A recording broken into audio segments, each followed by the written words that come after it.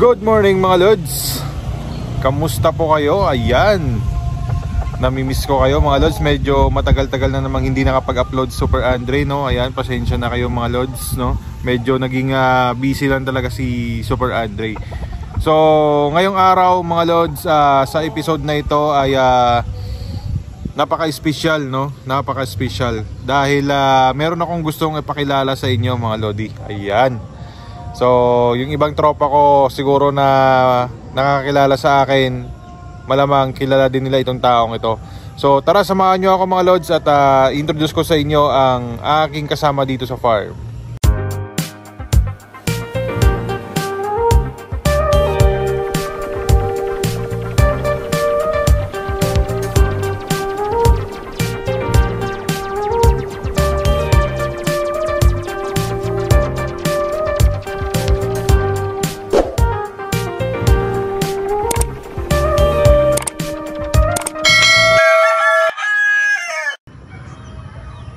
Ayun mga lods, no? Ayun siya. Ayan, no? Sa mga tropa namin dyan sa Batangas, alam ko kilala nyo na itong taong ito. So katatapos niya lang mga lods magpatuka, no? Ayan, so nagpapahinga siya at nagmemerienda. So eto mga lods, ang aking bagong kasama ngayon dito sa farm. Siya ay si Popoy. Ayan, si Popoy mga lodi ay dati kong kasama yan, no? Sa farm namin sa Batangas. Ang tawag pa namin ng farm namin noon ay Arjo Game Farm, no?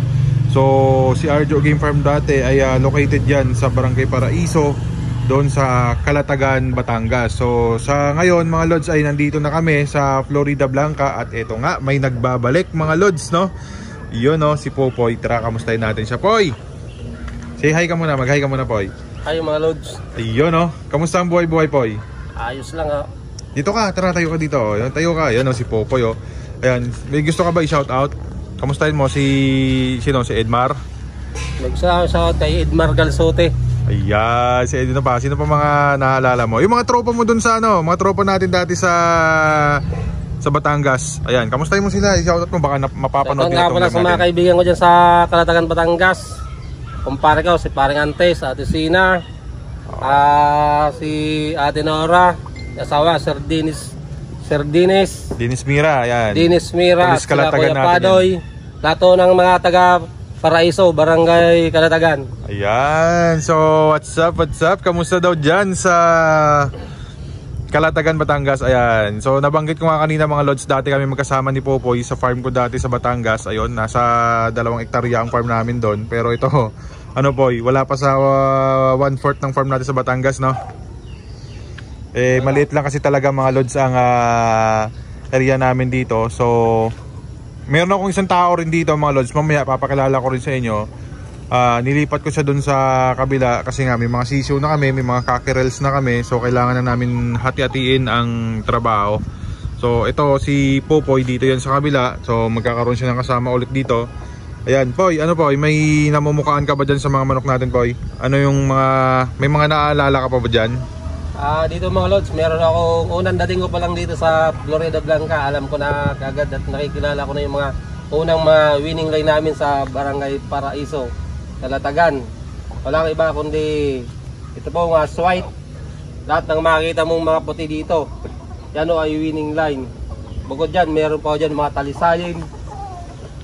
Yung may hinahanap si Popoy dito Ang hinahanap ni Popoy dito yung mga Pop Eye Grays namin na nagpapanalo din nung araw sa Batangas, no? So ang ibang materials kasi namin ng mga Pop Eye Grays doon mga lods ay galing yan kay Sir Dennis Mira tsaka kay AG Polo. So kasi sila AG Polo mga lods katabi lang naming farm sa Batangas. Ano Poy, nakita mo na yung ano dyan? May nakita ka bang gray na hinahanap mo? Meron ako nakita dito, andun no. Putol. Putol yung paa. Yun yan, putol yung paa. Winner yan nung WPC National sa eliminations, no? So 2-1 loss lang kami sa WPC, hindi na kami nagtuloy. Kasi mas maganda talaga magtuloy ka mga lods ay kung perfect score talaga. So ayun, eto mga lods, si Popoy pala mga lods, kasama ko ito nung mag-champion tayo. Saan yun Poy? Sa Tuwi, Batangas. Tuwi, Batangas. Yun yung ano mga lods, WBBA or Western Batangas Breeders Alliance. under yun ng salpukan. So ang ginamit natin dun po ay 4 na white at isang gray, di ba? 4 na white at isang gray. Oo, so 4 na white at isang gray ang ginamit namin doon. Nag-champion kami doon sa Tuwi Batangas. That is 5 stag din. And then yung mga puti na nagpapanalo doon, ikukwento namin sa inyo kung paano yun gumawa ng record.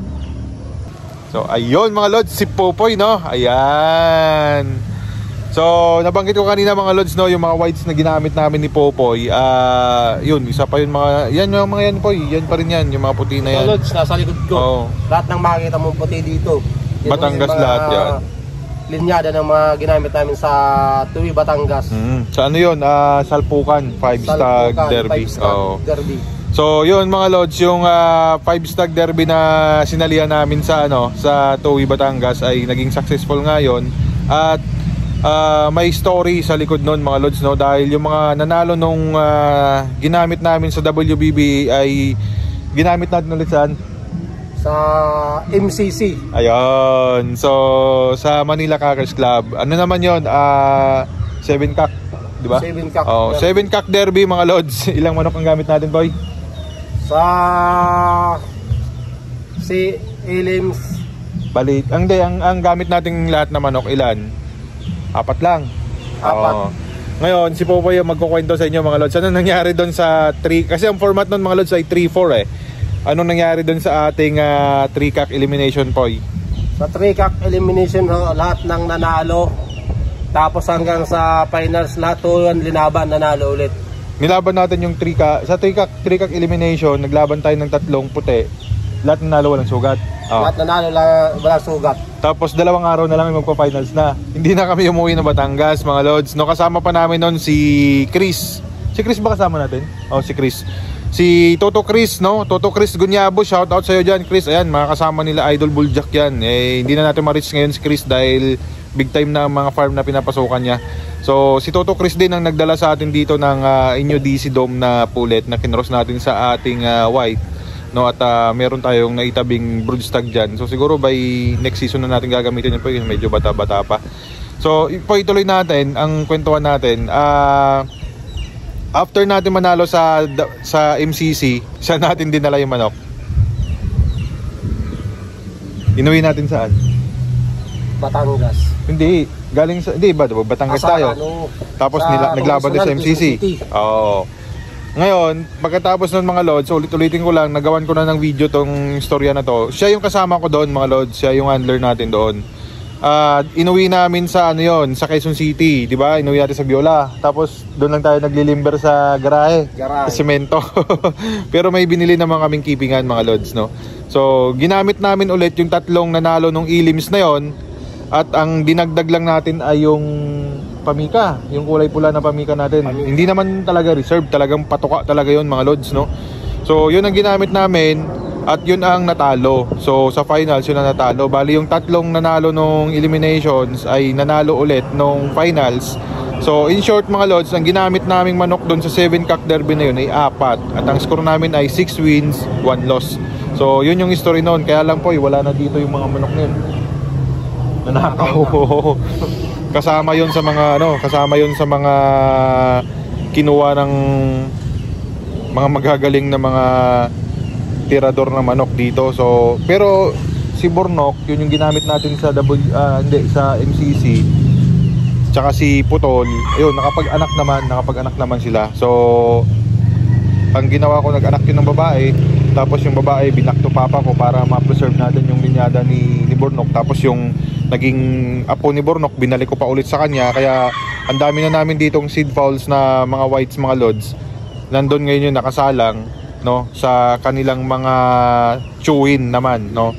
So dalawa ang whites line namin na nandoon mga lods, no. Isang white kelso at white, no, na linyada ni Bornok tsaka linyada ni Putol. So ayan mga lods, no, nakilala nyo na si Popoy. Ayan, meron pa akong isang kasama mga lods, papakilala ko rin sa inyo. Ito, first time lumabas sa video ko to, pero matagal na sa dito, mga 2 buwan na. Ito naman mga lods, no. Ito naman ang isa ko pang kasama dito mga lods. Ito naman ay tubong Cadiz City Negros Occidental. Ayan. Nong, kamusta? Ay, Ayan, Hi, mga Lods. sinong Magandang Henry yan, mga Lods, no? Pangalan yan si Henry. Ano, kamusta nong? Okay lang mga Lods. Ako pala si Henry Bisidillas, taga Cadiz, Tubong Cadiz City, Negros Occidental. Ayan. So ayan mga Lods, si Nong Henry mga Lods ay kasama ko yan matagal na nung bago pa ako magkatar noon. Kasama ko to sa manukan ko dati sa Negros. Meron kasi ako manukan dati sa Negros mga Lods. At ito naman ang aking katiwala doon dahil umaalis-alis ako. Pumupunta-punta ako sa mga projects dito sa Maynila at kung saan-saang magpanig ng Pilipinas. So ito yung naiiwan doon sa manukan ko. Ayun Nong, kamusta Nong? Yun nga, sabi ni Busing, matagal na nga kami nagsama-sama niyan. Noon pa doon sa amin sa probinsya namin, mga 60 to 100 lang yung manok namin doon. Oo, maliit lang ang port namin doon. Pero sa ngayon marami-rami na at maganda-ganda na kunti yung manok namin. Maganda talaga, hindi lang kunti. At saka pinatawag niya ako kasi dito wala naman daw siyang tauhan, kaya pumunta naman ako dito. So ayan mga Lods, no. Nung nasa Cadiz tayo, 'di ba, meron tayong bloodline noon na pinasikat natin which is hindi naman pinasikat, kumbaga talagang nagpapanalo talaga, yung Cowan Roundhead, 'di ba? Yung Cowan Roundheads na 'yon mga Lods ay galing 'yon sa isang backyard breeder lang sa Sagay City, Negros Occidental. Pero nakakuha kami noon through Manong Albert naman sa pinsan nito ni Nong Henry. Ikwento ko lang, yung Cowan Roundhead na yon na kinuha ko sa inyo dati, dinala ko yun sa Batangas. Poy, ayun si Popoy, alam ni Popoy yan. Poy, alika saglit Poy.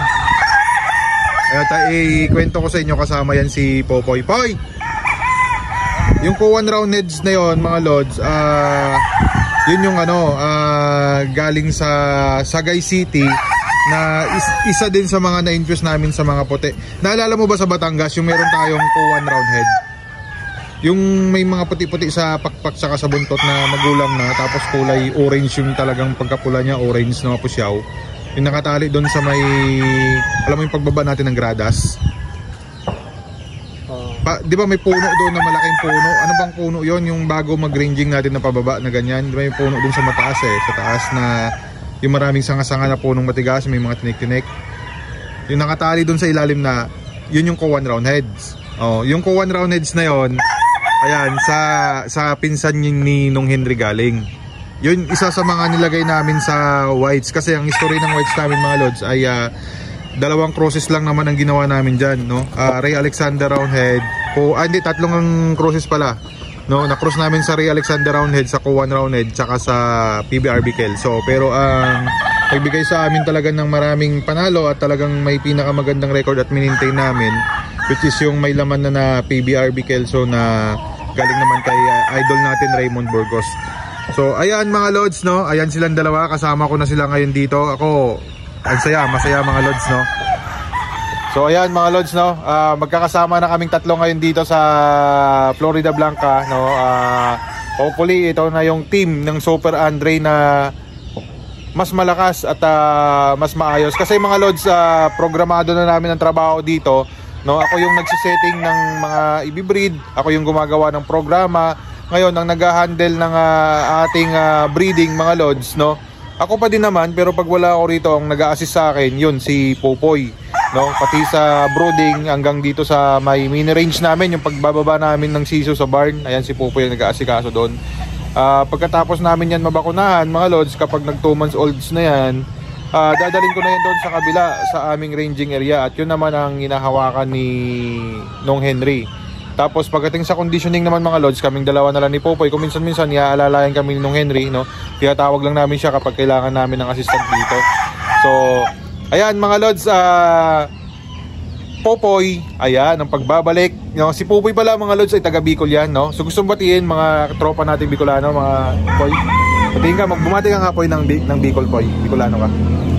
Binabati ko pala niyan mga taga Napawon diyan sa Guwa, Camarines Sur. Bicol ka, gabitin mo ng Bicol. Maray na hapon sa Indogabos dyan sa Barangay Napawon, Guwa, Camarines Sur. Ayan, yan si Popoy. Ngayon, ito naman si Nong Henry, bumati ka ng Ilonggo naman Dira magalay sa Cadiz, maayong hapon. Ari na ako di subong kay Busing Juar. Ano yung umaga sa Bicol, Poy?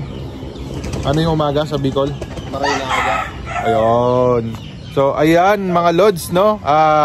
Mayong aga sa tanan nga mga Ilonggo kag maray na aga sa tanang taga Bicol. Ayan mga lods, at mayong buntag diha sa tanang mga Cebuano. Alright. So yun lang mga lods. Maraming salamat at abagan nyo po ang aming mga next episodes, no. Magbibigay kami ng mga techniques sa pagpapalaki ng sisiw at sa kung paano ang sistema namin sa ranging. So sa ngayon, yan lang muna mga lods. Maraming salamat po and mabuhay po and God bless sa lahat ng sabongerong Pilipino.